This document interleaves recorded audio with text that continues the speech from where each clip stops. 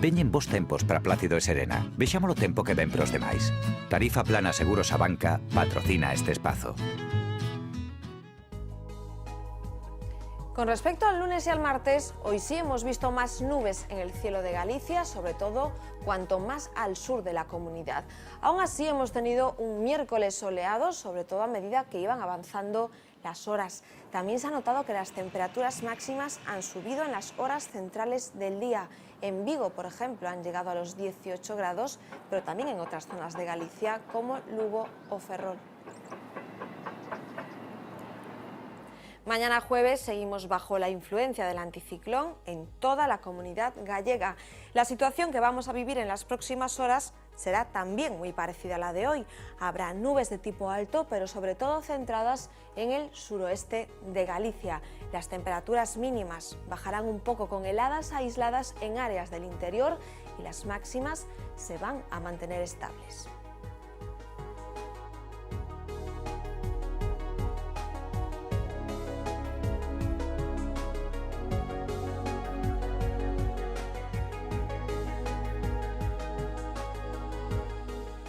La vemos siempre en el horizonte, pero se han preguntado ¿por qué brilla tanto Venus? El responsable es el mismo que ha convertido el planeta en un auténtico infierno, el CO2. Esto es Historias del Tiempo.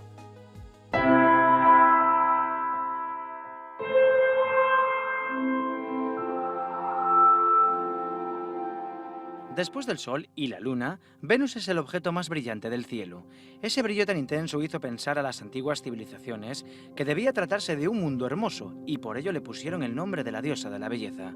Pero en los años 60, en plena carrera lunar, los soviéticos llevaron a cabo el programa Venera, de exploración de Venus. El objetivo era estudiar su atmósfera. Los dos primeros intentos fracasaron, hasta que el 1 de marzo de 1966, la Venera 3 consiguió aterrizar en la superficie. Fue un hito científico, ya que se trataba del primer artefacto humano que llegaba a otro mundo.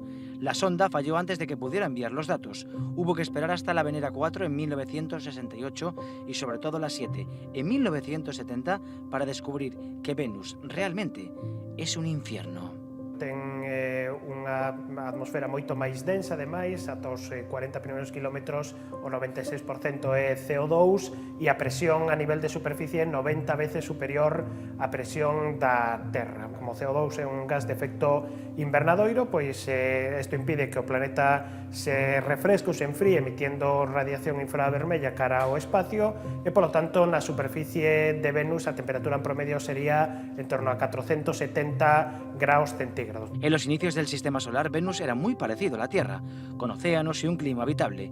Pero lo que pasó fue que al estar más cerca del Sol, todo el agua que contenía fue evaporándose más rápidamente. O ter a auga toda evaporada na atmosfera fixo que o efecto invernadoiro pois se retroalimentase, cada vez había máis temperatura, dado que había máis vapor de agua. Al final lo que permaneció fue la atmósfera actual, compuesta mayoritariamente por CO2, que es precisamente lo que provoca que el planeta se vea tan brillante, ya que refleja toda la luz del Sol. Esa transformación planetaria eliminó uno de los mecanismos naturales más importantes, la lluvia. Non haber vapor de auga, non hai nubes, non hai precipitación e se perde ese reciclaxe de CO2 que sí temos na Terra. Galicia sin lluvia sería un lugar muy diferente.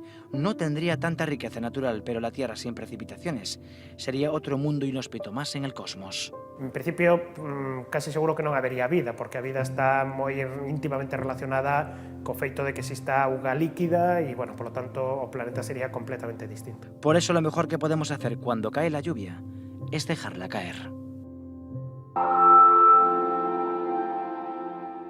Y seguimos hablando de historias del tiempo porque Xavier Fonseca hoy no está con nosotros. Se encuentra a casi 800 kilómetros en Zaragoza recogiendo un premio a su trabajo, concretamente a la serie especial del CERN. Es el premio del Centro Nacional de Física de Partículas. Historias del Tiempo ha sido la ganadora de este año en la categoría audiovisual. El jurado ha destacado el trabajo y el esfuerzo divulgativo de Xavier Fonseca y sus compañeros, que contó en este trabajo con la estrecha colaboración de la Universidad de Santiago.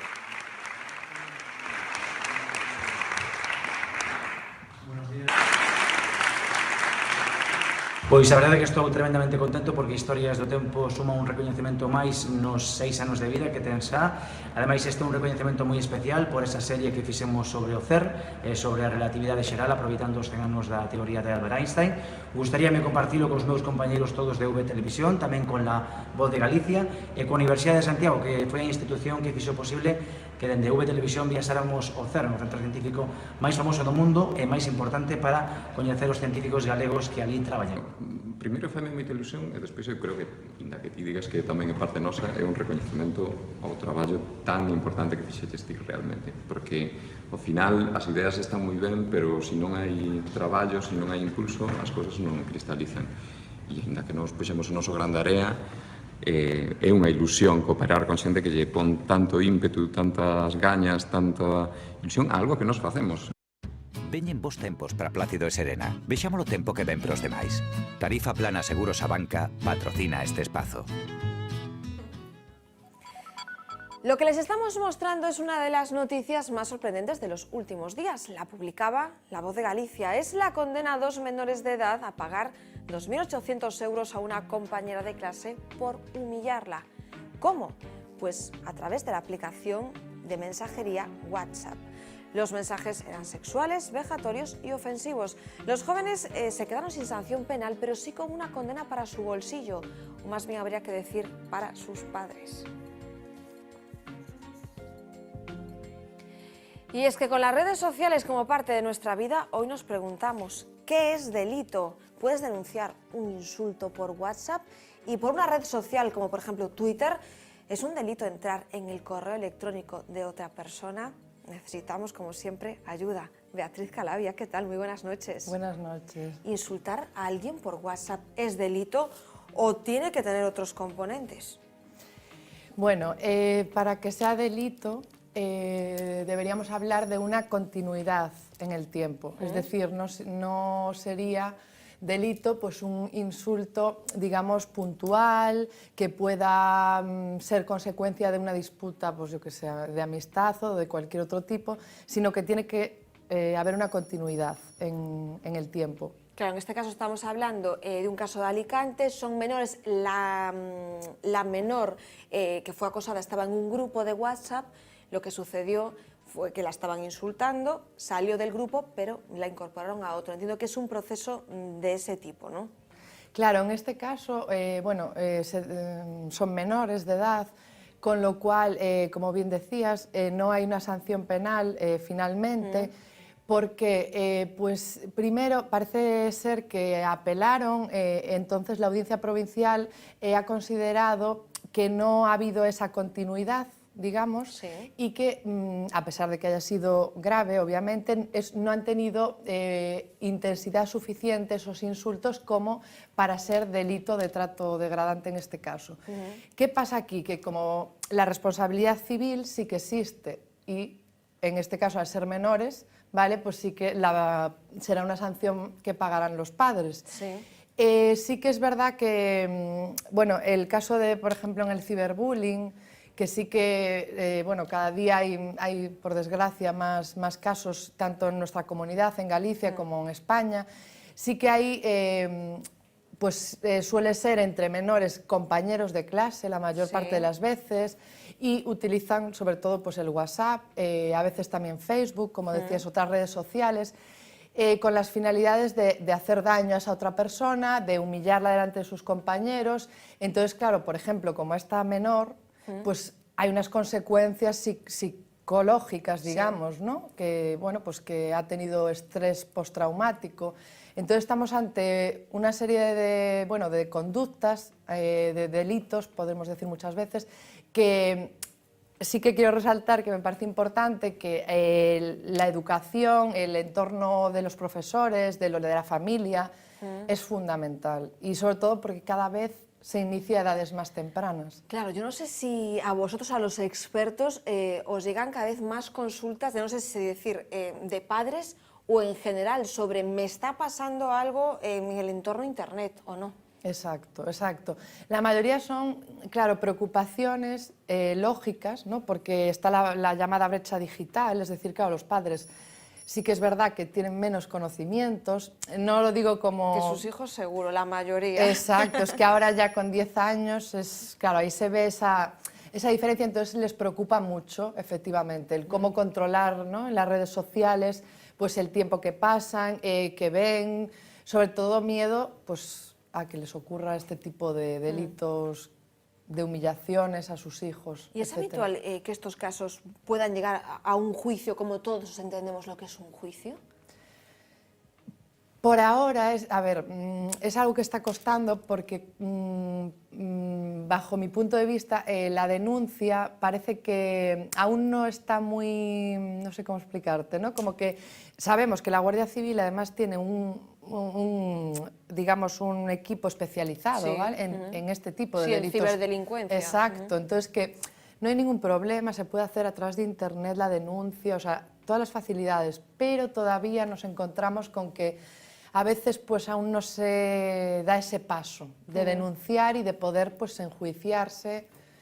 Espero Claro. que cada vez...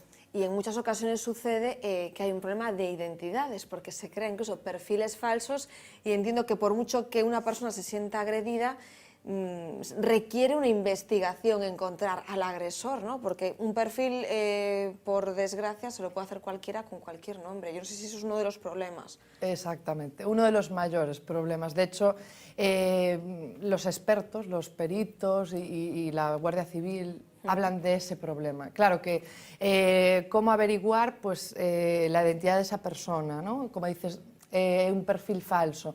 Pero bueno, parece que siempre, como va avanzando, la verdad es que hacen una labor extraordinaria, y cada vez intentan pues bueno, avanzar. Y yo siempre recomiendo lo mismo en este tipo de casos, por ejemplo, de esta chica, de esta menor, o que guardar siempre las pruebas. Es decir, tú tienes en tu WhatsApp las conversaciones, no borrarlas, porque de cara a acudir a la Guardia Civil, si quieres, si decides, pues eso va a ser fundamental.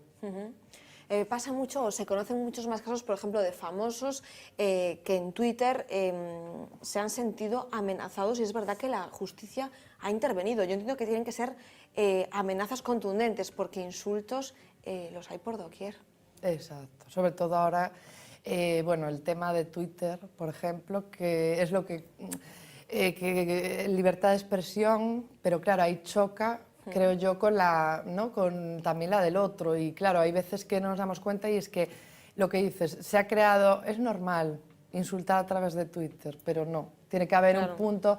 Los famosos, sobre todo, claro, son temas más a lo mejor también porque ahí choca el derecho de la intimidad y del honor, que tanto ahora estamos también, porque bueno, el gobierno aún no se sabe, pero que a lo mejor inicia una reforma, porque sí que es verdad que el derecho al honor, claro, ahora con estas nuevas tecnologías y nuevos mecanismos de Twitter, claro, ha cambiado. Como un vacío. Exacto. Entonces, para ir un poco, pues luchar y decir, a ver, si tú en la vida normal no le dirías a una persona, ¿no?, pues esos insultos, pues para que a través de Twitter no te sea tan fácil decirlos. ¿Puedo tener un problema con la justicia, Beatriz, si yo entro en tu correo electrónico y me descubres, evidentemente?